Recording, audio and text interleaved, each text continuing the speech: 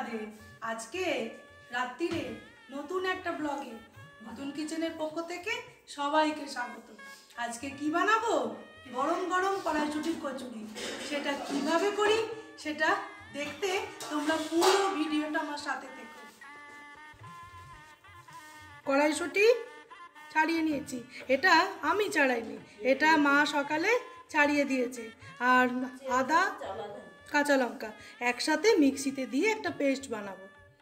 এবার আদা লঙ্কা দেব, শুঁটি দেব, পরিমাণ মতো ময়দায় নুন দেব, সামান্য চিনি, আজকে ময়দাটা দিদি মাখবো।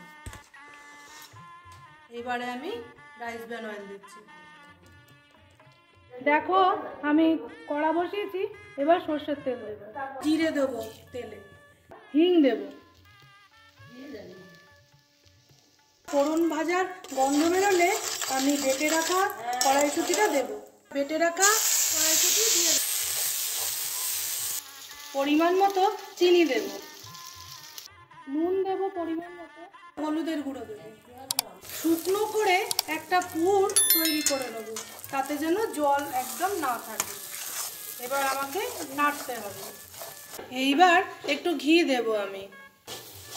দেখো পুরটা আরেকটু জল শুকনো হবে, তোমরা তখন দেখেই বুঝতে পারবে পুরটা কড়া থেকে উঠে যাচ্ছে, তখনই বুঝবে পুরটা রেডি। আরেকটু শুকনো আমি করব, তারপর প্লেটে ঢেলে নিচ্ছি।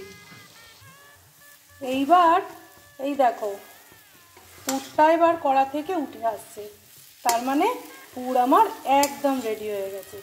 আমি এবার একটা প্লেটের মধ্যে ঢেলে নেব। একদম রেডি কড়াইশুঁটির পুর। এইদিকে দিদি আর আমার ভাই কড়াইশুঁটির কচুরির পুর দিতে ব্যস্ত।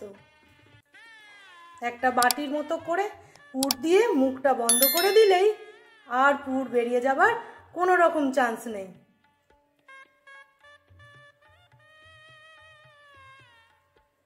একটু চেপে দিলেই ব্যাস। এবার দিদিও দিচ্ছে, তাহলে আমাদের তাড়াতাড়ি রেডি হয়ে যাবে পুর দেয়া। তারপরে দিদি বেলে দেবে আর আমি গরম গরম কড়াইশুঁটির কচুরি একদম তৈরি করে ফেলবো। তোমরা পুরটা দেখে বুঝতে পারছো কিরম হয়েছে? একদম ঝুরঝুরে। এইরকমভাবে পুরটা বানাবে, তাহলে ফেটে বেরিয়ে যাবার কোনো রকম চান্স নেই। আমাদের পুর দেয়া সব হয়ে গেছে, এবার আমি বেলে নেব। এইবার হালকা হাতে এটাকে বেলতে হবে, খুব বেশি চাপ দেয়া যাবে না।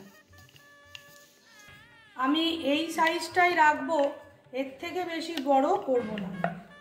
আমি প্রত্যেকটা বেলে নেব, খুব বেশি বড় করব না আর চাপ দিয়ে বেলবো না।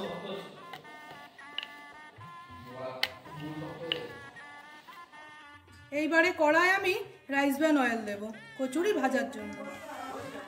বেলা হয়ে গেছে, এবার ভেজে নেব। একটা ছোট টুকরো বেলে দেখবো তেলটা হয়েছে কি, এসে উঠেছে, তার মানে তেলটা আমার গরম হয়ে গেছে। এইবার গরম তেলে আমি কড়াইশুঁটির কচুরি ভেজে নেব।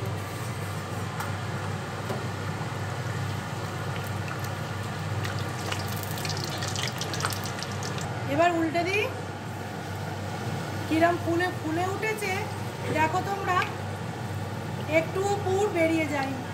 তোমরা এইরকমভাবে বানিয়ে কড়াইশুঁটির কচুরি খেয়ে আমাকে জানিও কেমন হয়েছিল রান্নাটা। প্রত্যেকটা কিরম ফুলে উঠেছে দেখো। এবার আমি তুলে নেব। প্রত্যেকটা কচুরি ফুলে উঠেছে, একটুও বেরিয়ে যায়নি পুর। তাহলে আমরা এবার খেয়ে নিই।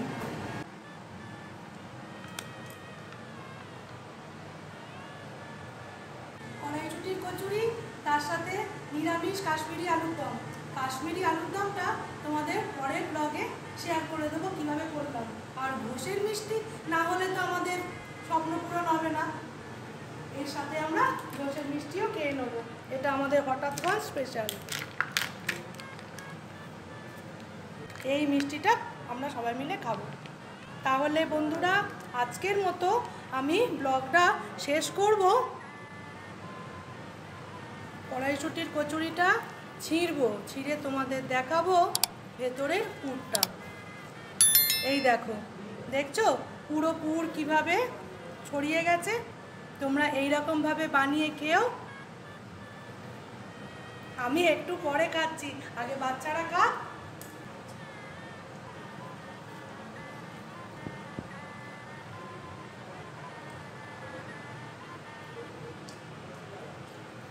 দারুণ হয়েছে, অসাধারণ। তাহলে বন্ধুরা আজকের মতো টাটা।